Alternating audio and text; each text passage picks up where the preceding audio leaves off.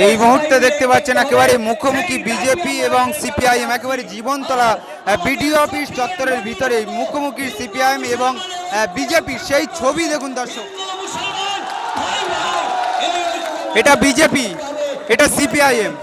আর শওকত মোল্লা যেখানে party office ছিল সেখানেই বিডিও অফিসের ভেতরে তারা কিন্তু একে অপরের বিরুদ্ধে প্রতিবাদ জানাচ্ছে, সেই ছবি দেখুন দর্শক। একেবারেই তুষার ঘোষ সিপিআইএমের রাজ্য নেতৃত্ব, তিনি কিন্তু বক্তব্য দিচ্ছেন। আর সেখানেই কিন্তু জীবনতলা একেবারে বিডিও অফিসের ভেতরে অলিউল পিয়াদার নেতৃত্বে একটা মিছিল আসে, সেখানেই কিন্তু তারাও প্রতিবাদ জানায়। তারা কিন্তু ভিডিওর ভেতরে যাচ্ছে, সেই ছবি দেখাবো। ভিডিওর ভেতরে যাচ্ছে, এখানে দাঁড়াচ্ছে ছায়, সেই ছবি দেখানোর চেষ্টা করব।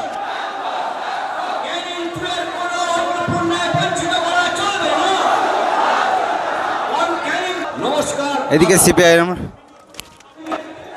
তারা বলছেন যে আমরা আদর্শর রাজনীতি করব। সমস্ত কর্মীরা আমরা ভিডিওর কাছে জমা দিয়েছি, ওরা এসে গেছে। আচ্ছা, ওরা আসুক, আসলে আমরা আজকের মিটিং শেষ করে সবাইকে ধন্যবাদ জানাচ্ছি, সরকারি পক্ষকেও ধন্যবাদ জানাচ্ছি, সমস্ত দলকে ধন্যবাদ জানাচ্ছি। আমি সবার কাছে আমরা দেশের মানুষ হিসাবে চাইব ক্যানিং 2 এর শান্তি বজায় রাখুন, সম্প্রীতি বজায় রাখুন। এটা একজন দায়িত্বশীল নাগরিক হিসাবে আমাদের সবার কর্তব্য। একেবারে দেখতে পাচ্ছেন সিপিআইএমরাও স্লোগান দিচ্ছে মুখোমুখি, একেবারেই ক্যানিং পুরো বিডিও অফিসের ভেতরে, 2 নম্বর বিডিও অফিসের ভেতরে বিজেপি এবং তৃণমূল, এই বিজেপি এবং সিপিআইএম একেবারেই মুখোমুখি, সেই ছবি দেখানোর চেষ্টা করছি।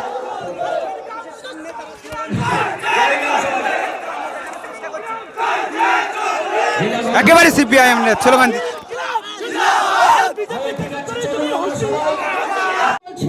বলছে অন্নপূর্ণা ভান্ডারে যা যা হচ্ছে যে আছে নাম ধাপ, অনেক ছেলের নাম ঢুকে আছে, এগুলো একটু বাদ দিতে হবে। আমরা বললাম বেশ ভালো কথা, যে ভাতা মেয়েদের পাওয়ার কথা সেটা কেন ছেলেরা পাবে? অনেক বড় বড় কথা লিখলো ওদের সংকল্প পত্রে। তারপর দাঁড়িয়ে এখন বলছে কি সব জায়গায় অন্নপূর্ণা ভান্ডারের টাকা ঢুকবে না, যোগ্য অযোগ্য বাঁচতে বসেছে। কি বললো? বলছে বাড়িতে কটা ঘর আছে সেটা দেখে টাকা দেওয়া হবে। তারপর বলছে স্বামীর কত রোজগার সেটা দেখে টাকা দেওয়া হবে। আরে স্বামীর রোজগার তো স্বামীর রোজগার, ওটা মেয়েদের টাকা নাকি? মেয়েদের নিজেদের টাকা। মেয়েরা বাড়িতে প্রতিটা মুহূর্তে যে কাজ করে আসলে সেই কাজের পারিশ্রমিক দেয় সরকার, অন্য কিছু নয়। কোন দয়ার দান, কোন ভিক্ষার দান আমাদেরকে দিচ্ছে না ওরা। অন্নপূর্ণা ভান্ডারের টাকা, অন্নপূর্ণা ভান্ডারের টাকা আচ্ছা পাবে কি করে বলুন তো? পাওয়া সম্ভব নাকি? অন্নপূর্ণা ভান্ডারে আগে যদি 100 টাকা বরাদ্দ হতো, তাহলে ওই লক্ষ্মীর ভান্ডার নাম ছিল যখন, 100 টাকা বরাদ্দ হলে পরে 10 জন পেত 10 টাকা করে। এখন বলছে 100 টাকা বরাদ্দ হবে না, বলছে যে 80 টাকা বরাদ্দ হবে। আর দেবে কত? 20 টাকা করে। তাহলে 20 টাকা করে 80 জন, 80 টাকা হচ্ছে যে কতজন পাবে? পাবে 4 জন। বরাদ্দটাই তো বাজেটে কমিয়ে দিয়েছে, টাকা পাবে কোথা থেকে মেয়েরা? কোন টাকা পয়সা মেয়েরা পাবে না। আসলে যা বলছে সব ভাওতা।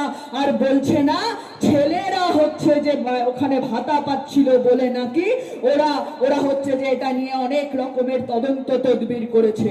এই অন্নপূর্ণা ভান্ডারের 3000 টাকা মুর্শিদাবাদের এক বৃদ্ধের বাড়িতে কি করে ঢুকলো? কি করে ঢুকলো তার ব্যাংক অ্যাকাউন্টে? তার ব্যাংক অ্যাকাউন্টে, পুরুষ মানুষের ব্যাংক অ্যাকাউন্টে ঢুকেছে।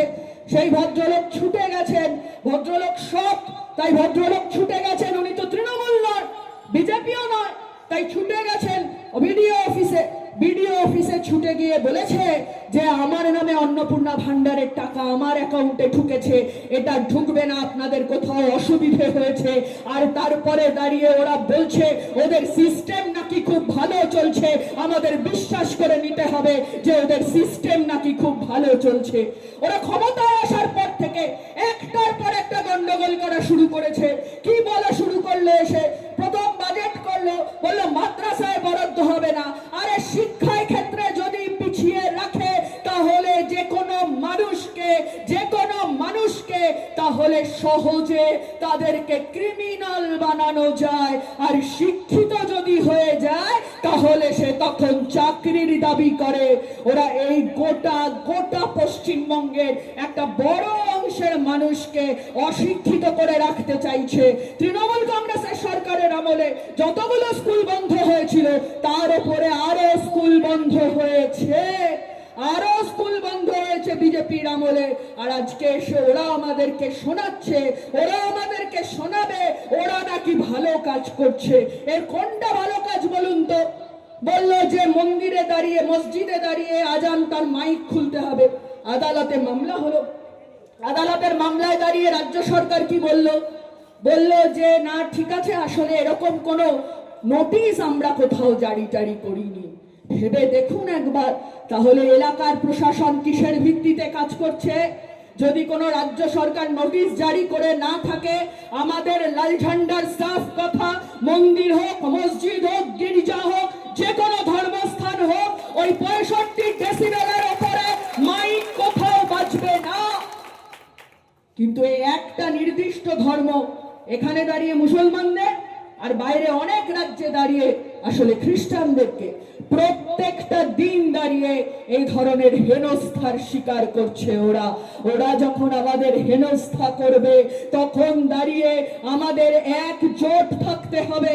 আপনি ভাবছেন আপনি হিন্দু, আজকে আপনি বেঁচে যাচ্ছেন, আপনার পেটে লাথি পড়ছে, আপনার পেটে লাথি পড়ছে। ওই নীতিন গডকরির ছেলে, সে হচ্ছে ইথানলের ব্যবসা করবে বলে আমাদের গাড়ির ইঞ্জিনগুলোর 12টা বাজছে, কেননা পেট্রোলের সঙ্গে ইথানল বা মিশছে, গাড়ির ইঞ্জিনগুলো ভালো কাজ করছে না এখন, আর মাইলেজ কম দিচ্ছে, এসব আমরা জানি। আর তার সাথে দাঁড়িয়ে ইথানল তৈরি হচ্ছে, চিনির দাম বেড়েছে না?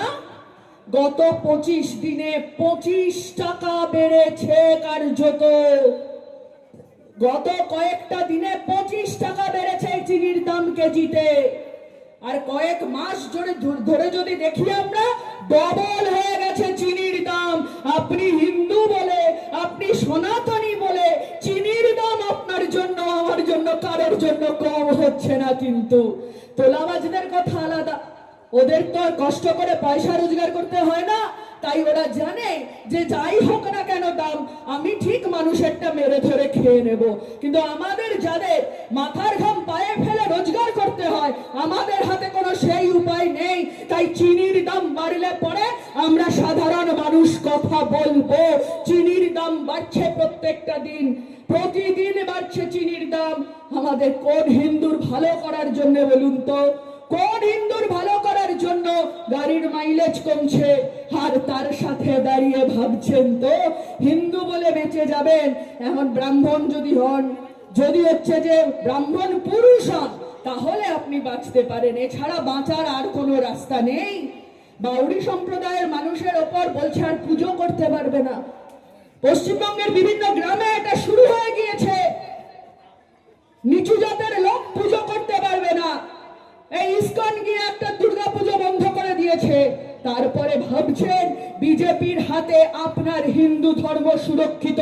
বিজেপির হাতে আপনার হিন্দু ধর্ম সুরক্ষিত নয়। আসলে যে হিন্দু ধর্ম আপনি ছোটবেলা থেকে প্র্যাকটিস করে এসেছেন, যেভাবে আপনি পুজো করে এসেছেন, ভেবে দেখুন ভালো করে, গণেশের মূর্তিটা কিরকম বদলে গিয়েছে, শিবের মূর্তি বদলে গিয়েছে, সব এখন অ্যাংরি ইয়ং ম্যান হয়ে গেছে, সবাই রেগে থাকে এখন। আমাদের দেবতারা, আমাদের বাংলার দেবতারা তো এরকম ছিলেন না। আসলে বাংলার দেবতাদের মূর্তি তো এরকম ছিল না। আসলে প্রত্যেক দিন আসলে আপনার ধর্মের উপরে আঘাত হানছে।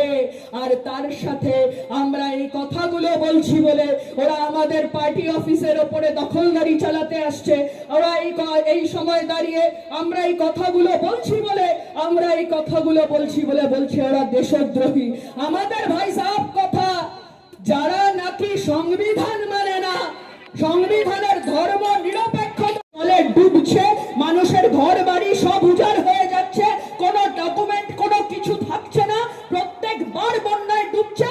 আর সেখানে দাঁড়িয়ে মন্ত্রী তখন প্রকৃতির শোভা দেখছেন, আবার ডকুমেন্ট জমা দিতে বলবেন। এরপরে প্রতি বছর বন্যায় যার ঘর উজাড় হয়, সে নিজেকে বাঁচাবে না ডকুমেন্ট বাঁচাবে বলুন তো? না কাগজপত্রের ফাইলটা বাঁচাবে, তখন বাড়ির বাচ্চাটাকে বাঁচাবে না ডকুমেন্টের ফাইলটাকে বাঁচাবে? কি করছে ওরা কাগজপত্রের নামে? এই জনগণনা শুরু হয়েছে, এখন জনগণনা শুরু হয়েছে।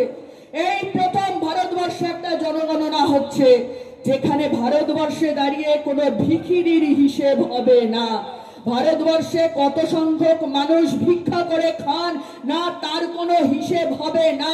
মানেটা বুঝতে পারছেন?